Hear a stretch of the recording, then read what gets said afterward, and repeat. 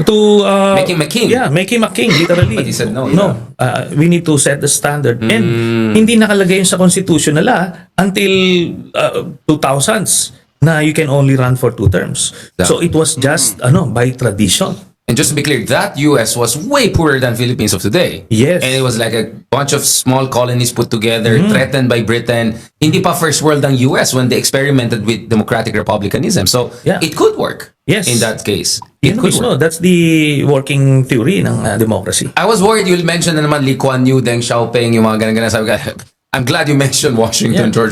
Because that's a very successful case of a liberal Republican experiment from the get-go. And now they're the world superpower. And no one matches them, Yes, and he showed that the ultimate power is the power to restrain yourself Right. from abusing power. Personal self-discipline. Yun. Kaya, kasi lahat ng mga tyrants, they missed out. Ang concept nila ng power is to impose themselves. Because they cannot control their greed, Yes. their fears, their paranoia, right? Pero hindi nila alam yung pag-restrain ng power. That is the ultimate. I learned that ChatGPT works best with detailed prompts, but I hate typing them. So instead, Interesting. No, I really like, di ba natin pinagsasabi itong mga philosophy of leadership natin, no? And both of us, we teach public policy, political science. We can relate to that. So, my fellow professor, it's like, hindi na senator tao kasi, fellow professor, we both taught at UP, obviously. Going back to this, I know this will eventually go to the discussion we're supposed to have, which is the real talk about sino bang leader of opposition. Marami tayong matututunan talaga pag si Senator Sonny Trillanes. Napapansin ko, even me, myself, pag napapakinggan ko si Senator Sonny Trillanes, when it comes to politics issue, nai-enhance ako eh. Kumbaga na boost yung kaalaman ko in relation with the politics. Kasi po bakit? Kasi para siyang professor natin sa totoo lang. Inimumulat niya tayo sa realidad ng katotohanan, realidad ng politika or nagaganap sa politika or yung mga magaganap at may posibilidad na magganap sa mga susunod na panahon, 'di ba?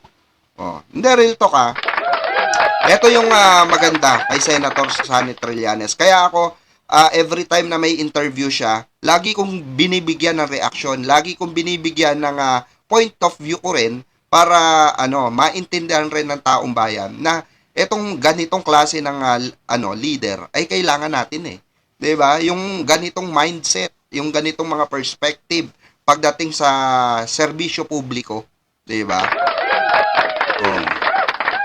But let's talk about the dark side of this. The Dutertes. They are still the most successful political mobilization experiment in the past decade, if not since ever, in the Philippines, right?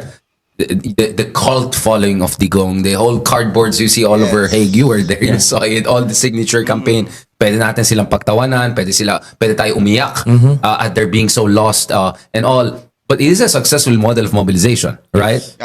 So, nevertheless, it is vulnerable. You showed that. Digong is most likely going to be archived for the rest of his time, right? Yes. What is the lesson there? There is even an earlier lesson. Kasi, di ba, especially in relation to, I think what you're getting at is yung 2028, di ba, yung formidability of the Dutertes, ganyan. So, we concede na formidable sila, yung base sila. But the numbers that she has peaked she has plateaued. Nasa mid-30s, sabihin mo na. Which is still big, I mean, just to be clear, that's enough to get you become president. Yes. But then, personally, I have my own experience about real formidable numbers in the case of the Binays. Interesting. Na 40% at some point. No. He got as high as low 80s noong mga 2014. For vice presidency? No, for president. For presidency, right? In the lead up to the 2016 presidency. Interesting. Binay, so at this point, this is 2 years before elections. This is 2014, 2013, yeah? Yes. So, low 80s siya. Depende sa survey kasi pagka yung mga, hindi yung long list, kasi itong, nasasana yung mga Pilipino and the media practitioners about this long list surveys na ginagawa. Nasa-spread yung numbers na hindi na-approximate yung real election scenario. Yung second choice, third choice, may ganun. Na tipong, it goes down to a head-to-head. 2 strong candidates, possibly a third strong candidate. Yun na yun. You don't put in 12 15 people, names there na magkakasabay-sabay. Para yan yung standard I don't know. Anyway, doon sa mga scenarios na ginagawa namin noon, time na yun, 5-cornered fight, Binay was, nasa Wow. low 80s siya, high 70s, ganon.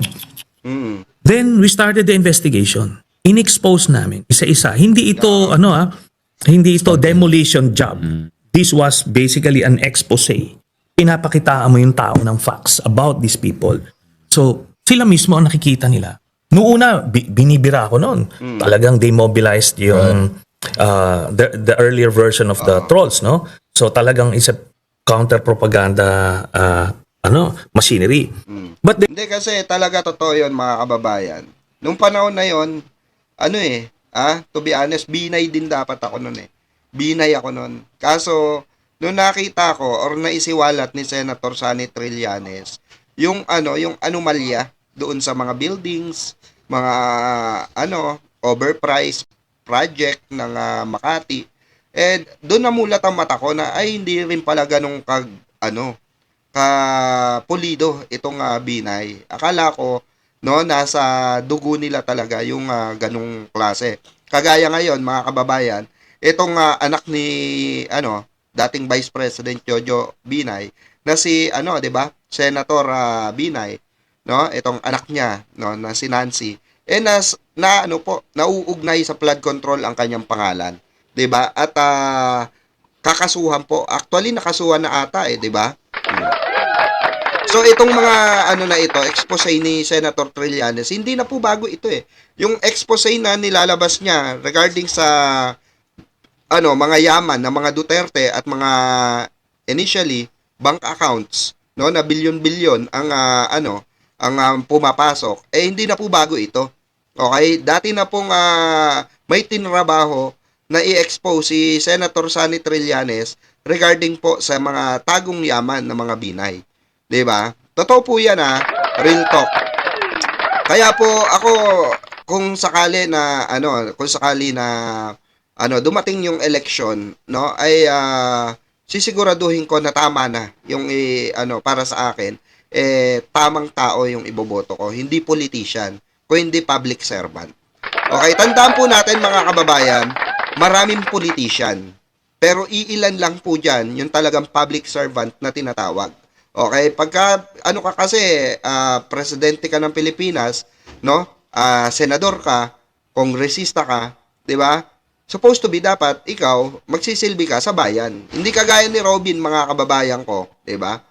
Si Robin mismo, ang sinabi niya, no, sunugin man siya sa Senado, mangangamoy Duterte siya.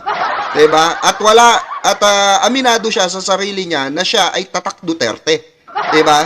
Yun yung pangit dito sa sistema ng mga PDP laban kasi nagtatrabaho po sila for the sake of what? For the sake of Duterte, mga kababayan. For the sake of family of the Duterte. Diba? Yun yung sinasabi natin na they are politicians. Okay? Nakabatay sila sa ipag-uutos ng kanilang big boss. Okay? Or kung sino ang presidente or namumuno sa kanila. No? Pero ang public servant po is kagaya ni PBBM at ni Senator Sonny Trillanes. 'Di ba? Ayan kagaya nila Senator Risa Hontiveros, 'di ba? Na mga public servant literally na nagpapasa ng batas para mapakinabangan ng taong bayan. At itong mga panukalang batas para sa mahihirap, especially itong mga binigay na trabaho or lupa, no, mga bahay ni President PBBM, yung mga railways, no, na mga pinaayos at pinaganda, 'di ba, ni PBBM. Etong mga ito ang nakikinabang nito ay taong bayan, which is that's the highlights ng mga kanilang trabaho para sa taong bayan. Yan po yung tinitignan natin so far, 'di ba? Kasi nakakasawa ng magboto ng politiko lang 'di ba? Totoo lang. Yung papogi lang kagaya nila 'di ba, ni alias Pogi, 'di ba? Sila Jinggoy, 'di ba? Jinggoy Bingoy, 'di ba? Mga politician yan, mga kababayan, pero real talk walang nagawa sa bayan yan.